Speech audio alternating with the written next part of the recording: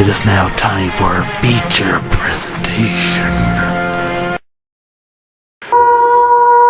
Spoiler warnings.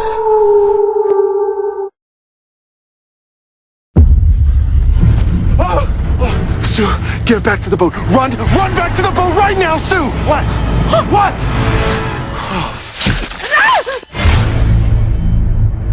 We're about to meet the only guy to ever see Victor Crowley and live to tell about it.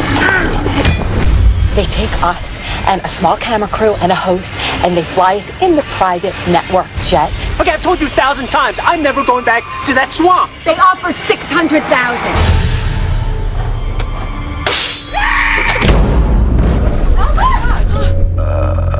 Apologies, we had a minor issue with our right engine. Would you like Xanax, Ambien, Valium, Oxy? I've got heavier stuff if you want.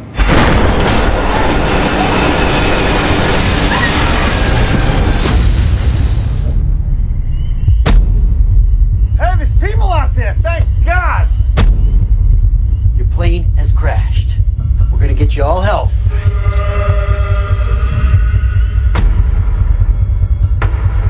That thing in the woods is death itself, and it's coming for all of us.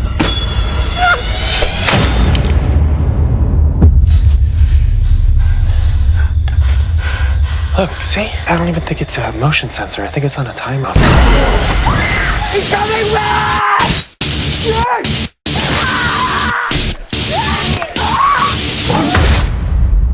Austin's dead. Dude, I'm right here. Austin's alive.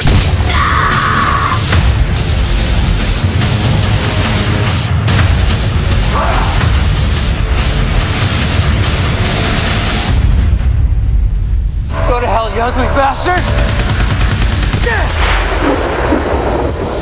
We are so dead.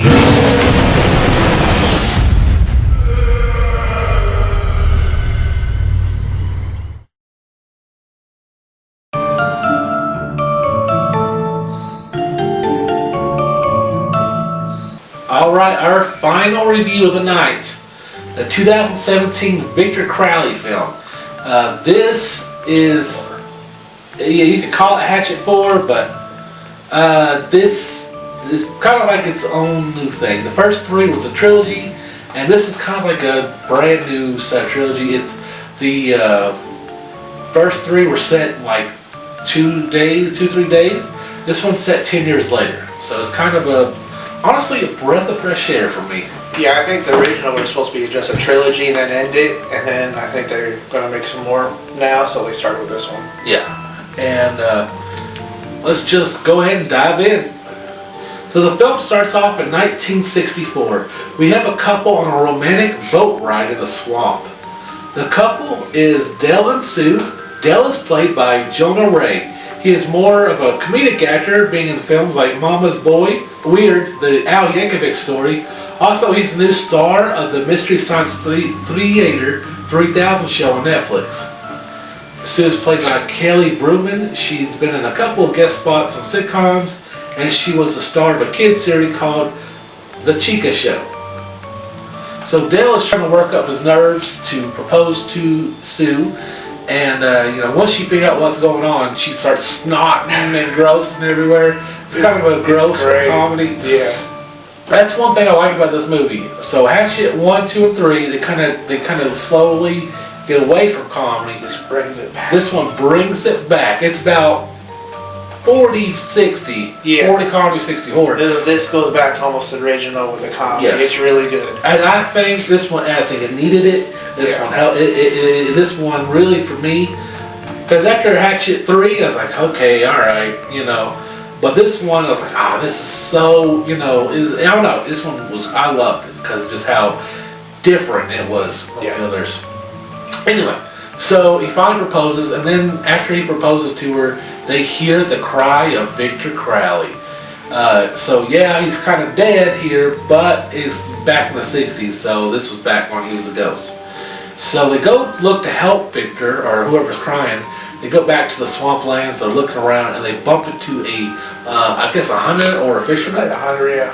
And it's a cameo. Look who it is. It's Tyler Mane, who played in the Rob Zombie's Howling 1 and 2. He played Michael Myers.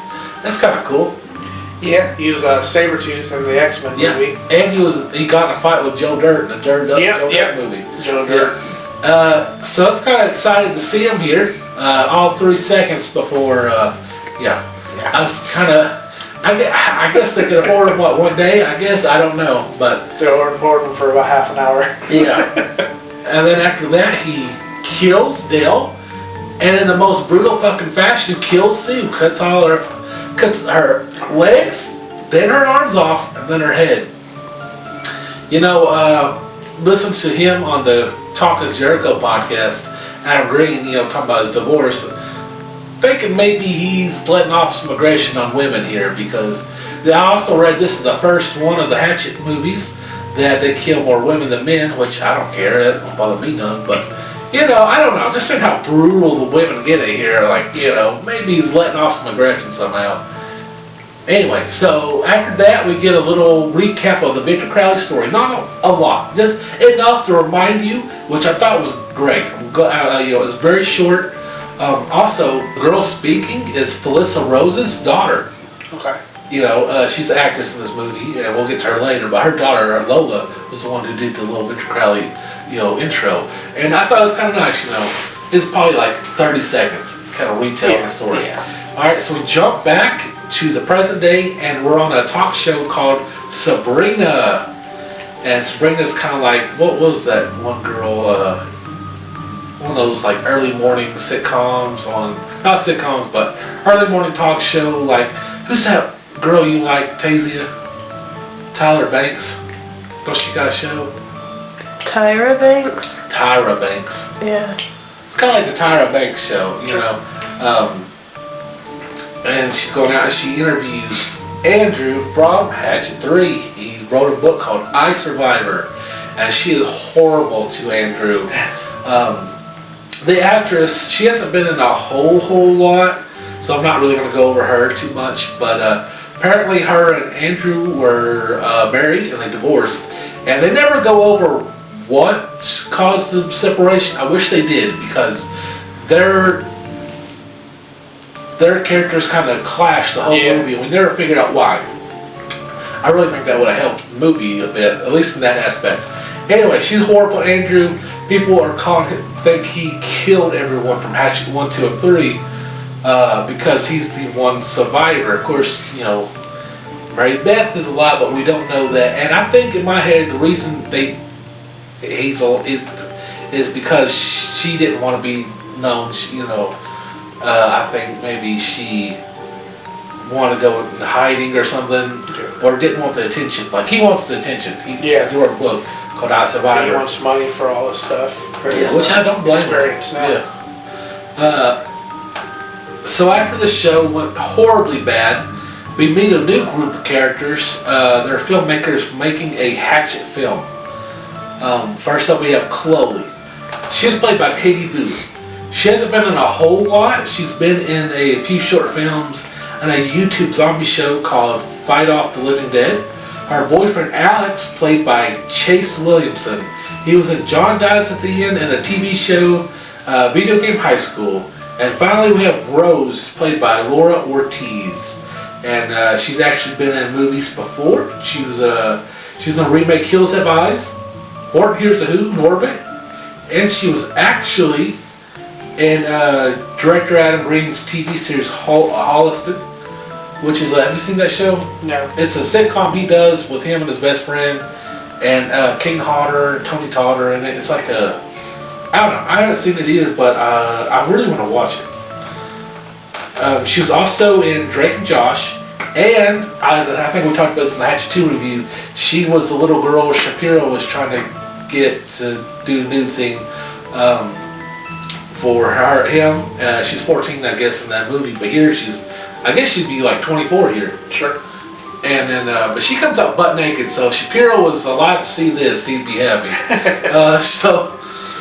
And all three are horrible people. They all are just fucking assholes. It seems like Chloe's talking about fucking Andrew in front of her boyfriend.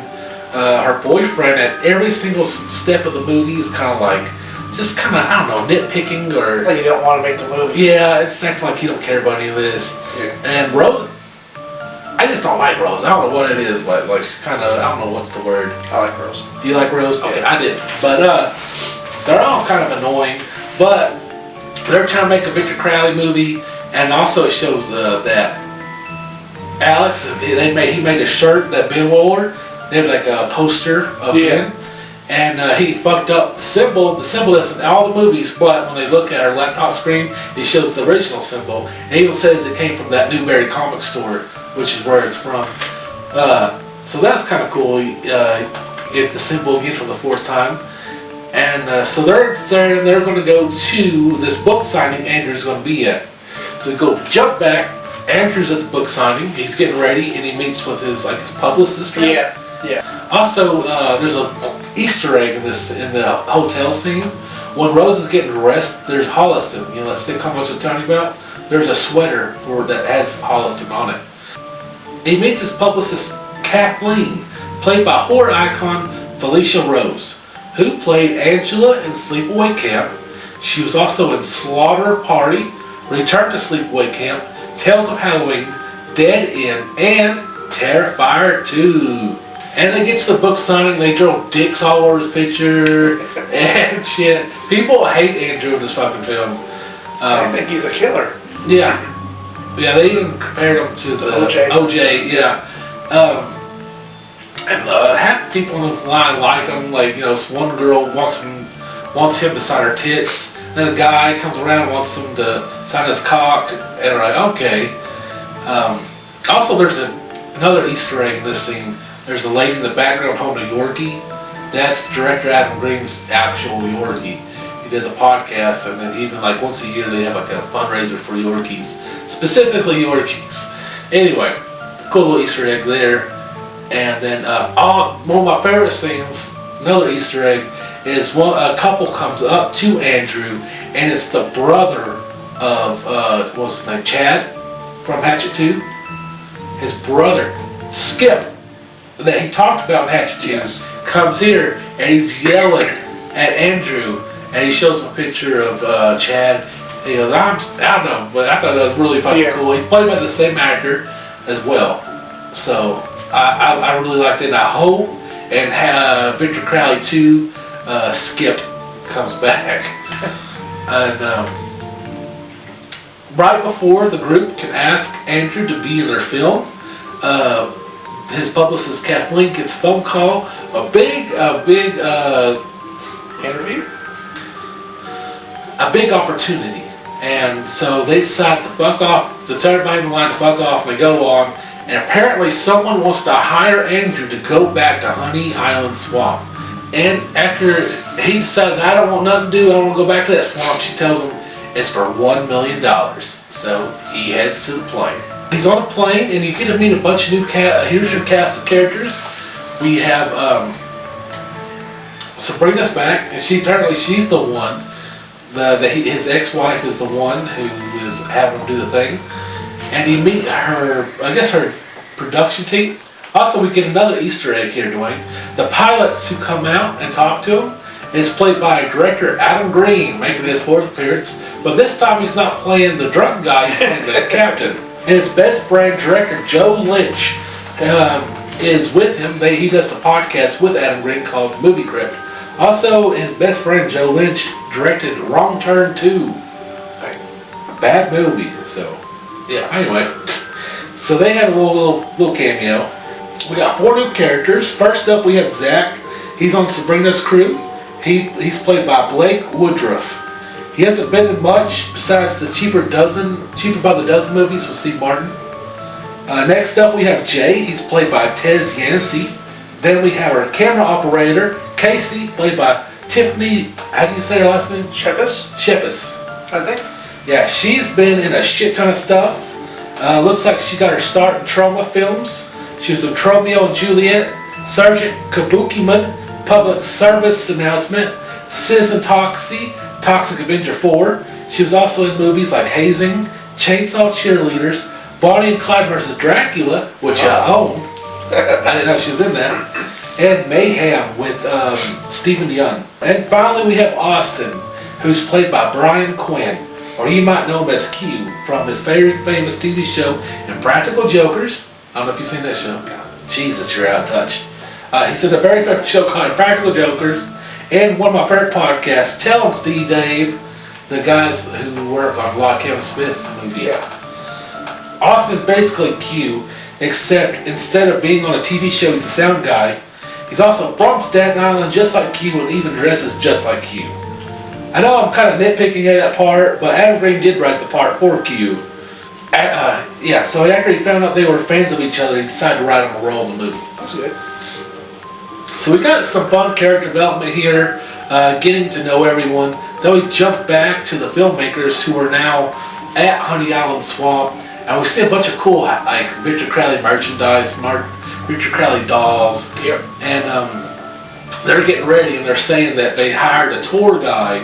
They didn't really hire him, but they told a tour guide if he shows them around on his boat that he gets to be in the movie. Yes.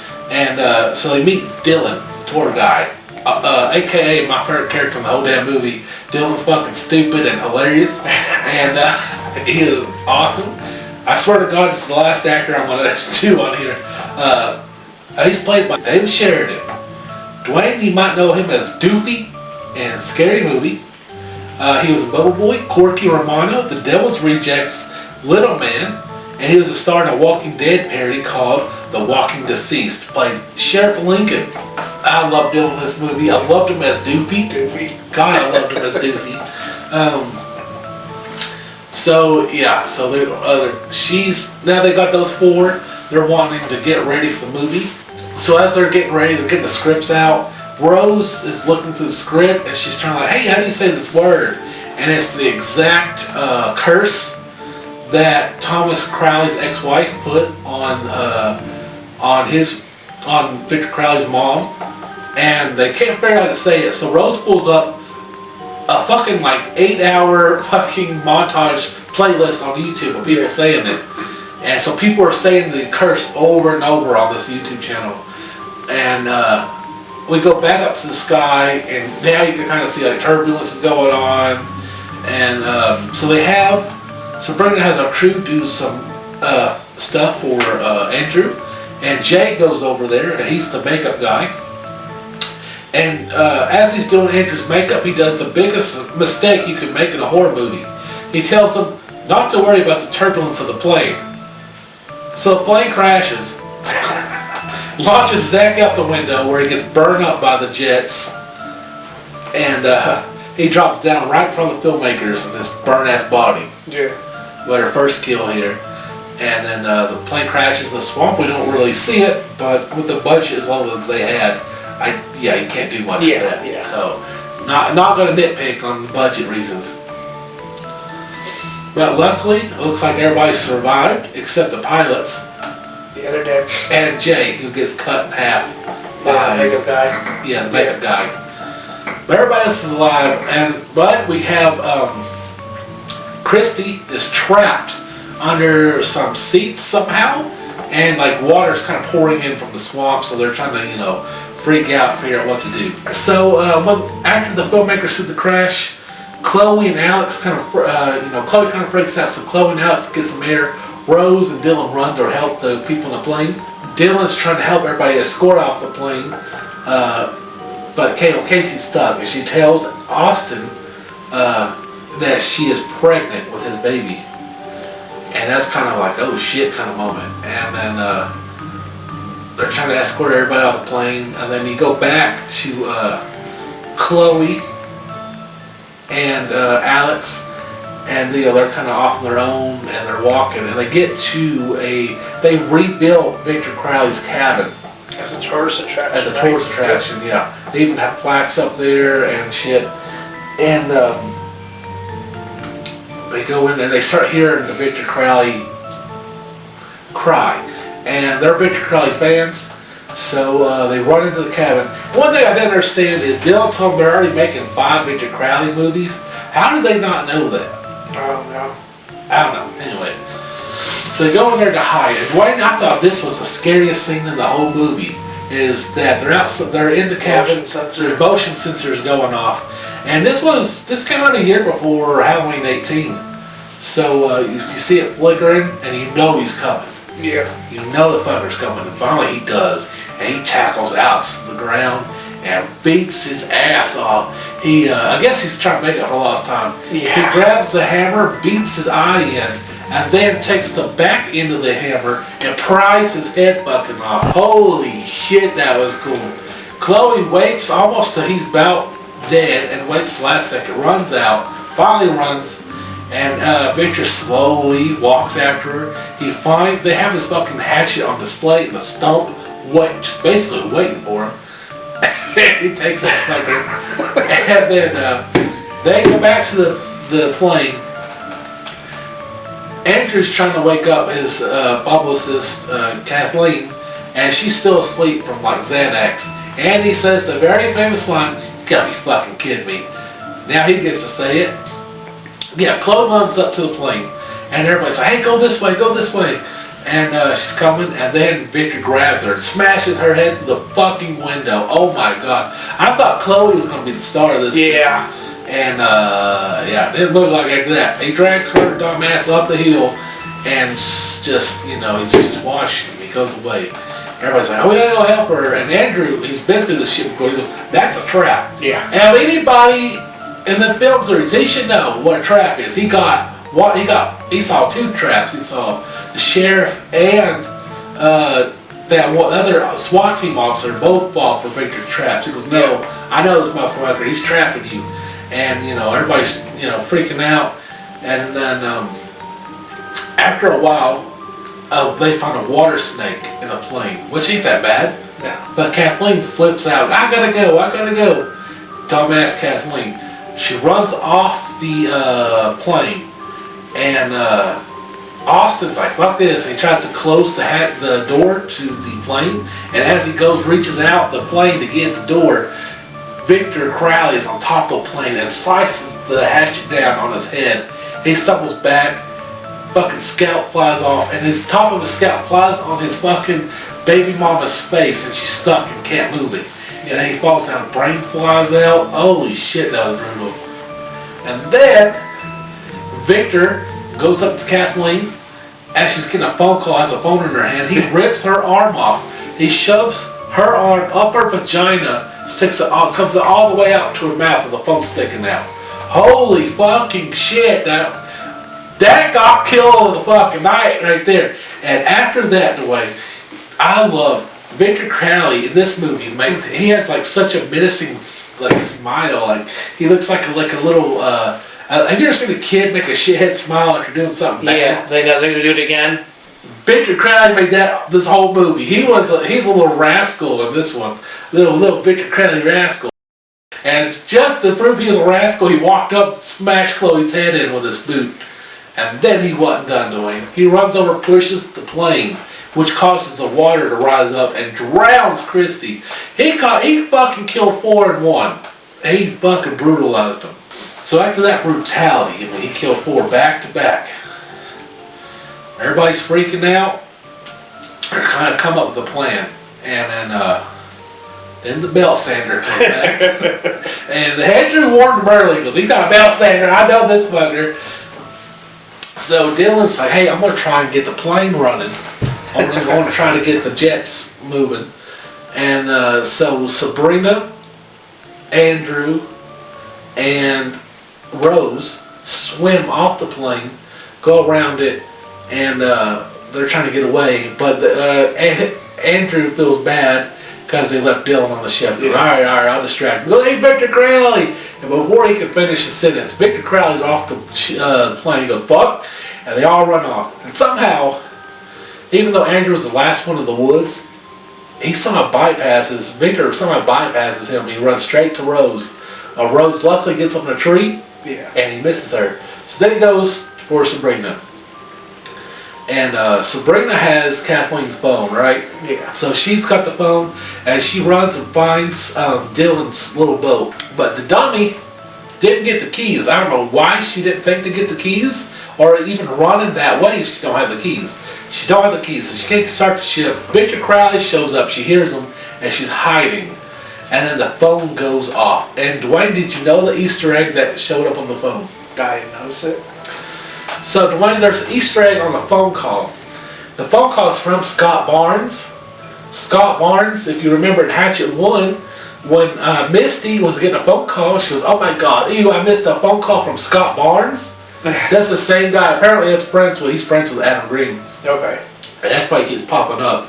And so Scott Barnes called, and he hears her, and he like squishes her head a bit. She's sitting there coughing up blood. And one of the coolest camera angles you see from her point of view. You see him cut down, you see her head roll, but from her point of view. Really fucking cool.